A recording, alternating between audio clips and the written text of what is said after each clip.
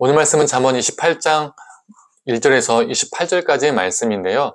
3절, 6절, 8절, 11절, 15절, 27절을 읽도록 하겠습니다. 가난한 자를 학대하는 가난한 자는 곡식을 남기지 아니하는 포구 같으니라.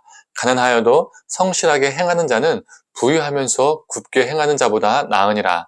중한 편리로 자기 재산을 늘리는 것은 가난한 사람을 불쌍히 여기는 자를 위해 그 재산을 저축하는 것이니라. 부자는 자기를 지혜롭게 여기나 가난해도 명철한 자는 자기를 살펴 아느니라. 가난한 백성을 압제하는 악한 관원은 부르짖는 사자와 줄인 곰 같으니라. 가난한 자를 구제하는 자는 궁핍하지 아니하려니와 못 본 채 하는 자에게는 저주가 크리라. 아멘. 오늘 본문 28장은요, 이 가난이란 단어가요, 총 7번 나옵니다. 정말 많이 나오죠. 오늘 본문은 이 가난한 상황과 가난한 자를 대하는 우리의 태도에 대해서 말해주고 있습니다. 먼저 3절을 읽어보겠습니다. 가난한 자를 학대하는 가난한 자는 곡식을 남기지 아니하는 포구 같으니라. 이 가난한 자를 학대하는 가난한 자가 있다는 거예요. 서로가 어렵기 때문에 서로 위로하고 서로에게 힘이 되어주는 것이 아니라 나보다 더 가난한 사람을 괴롭히는 겁니다. 자기만 살겠다는 그 마음으로 세상을 살아가는 거죠. 그러나 우리 하나님은 어떤 사람을 원하실까요? 우리가 다 잘 살고 다 부자가 되면 좋은데 그렇지 않잖아요. 살다 보면 경제적으로 어려워질 수도 있습니다. 그때 우리 하나님은 우리가 어떤 사람이 되기를 원하실까요? 6절의 말씀 한번 읽어보겠습니다. 가난하여도 성실하게 행하는 자는 부유하면서 굽게 행하는 자보다 나으니라.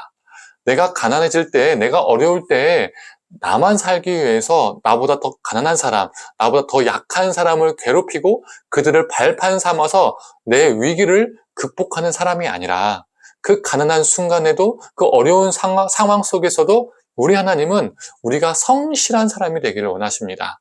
표준 세번 번역은요, 흠이 없는 사람, 공동 번역은 정직으로 번역하고 있어요. 성도님들, 우리가 가난할 때, 우리가 어렵고 힘들 때, 고난에 있을 때, 그 어느 순간에도 하나님 앞에서 성실하고 정직하고 흠없기를 간절히 원합니다. 지금까지는 가난한 상황이 우리에게 임했을 때 우리가 취해야 하는 태도를 말했습니다. 그렇다면 두 번째로 우리는 가난한 사람들을 어떻게 대해야 할까요? 15절 한번 읽어보겠습니다. 가난한 백성을 압제하는 악한 관원은 부르짖는 사자와 줄인 곰 같으니라. 사자와 곰은요, 육식동물입니다. 다른 동물들의 살을 뜯어먹고 피도 마십니다. 그리고 그 뜯어먹은 그 먹잇감을 죽음에 이르게 합니다. 악한 자는 가난한 자들의 삶을 뜯어먹고 쪽쪽 빨아먹는다는 거죠. 그리고 가난한 자들의 삶을 나락에 떨어지기도 합니다. 긍휼도 없고 자비도 없습니다. 그러나 우리 하나님은 우리가 이 세상에서 사자와 곰이 되는 것을 원치 않으십니다. 지난 주일 설교에서도 양을 잡아먹는 사자가 아니라 우리 하나님은 풀을 뜯어먹는 사자가 되기를 원하신다고 말씀을 전했었습니다. 27절의 말씀입니다. 가난한 자를 구제하는 자는 궁핍하지 아니하려니와 못 본 채 하는 자에게는 저주가 크리라. 우리 하나님은 우리가 사자가 되어서 누군가를 먹잇감으로 여기는 것이 아니라 가난한 사람들, 어려운 이들을 우리가 섬기며 도우며 살기를 원하십니다.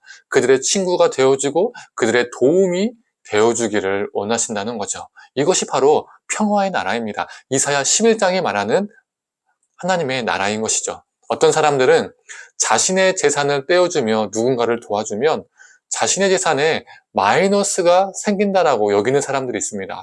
손해로 여긴다는 것이죠. 그러나 27절 말씀은 분명히 말해줍니다. 가난한 자를 구제하는 자는 궁핍하지 않는다. 우리가 연약한 사람들을 돌보고 먹일 때 우리 하나님이 우리를 돌보시고 우리를 먹여주십니다.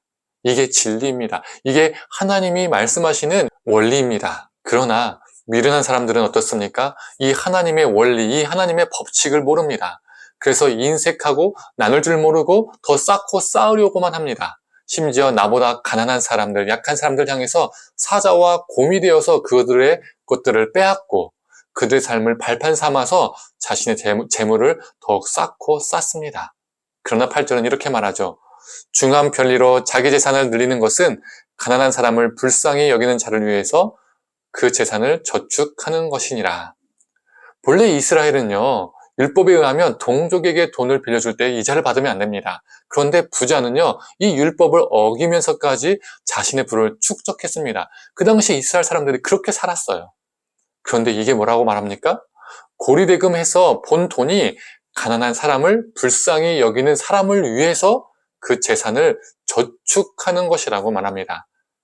즉 쉽게 설명하면 그 부자의 돈을 하나님이 흩어버리시고 고리대금으로 번 그 부자의 돈을 하나님께서 파하시고 가난한 사람들을 위해서 살아가는 그 사람들에게 그 돈이 돌아가게 하신다는 거예요. 즉 악하게 번 자의 돈은 흩으시고 선하게 재물을 사용하는 자는 하나님이 먹이신다는 것입니다. 이것이 바로 우리 하나님이 원하시는 재물의 원리입니다.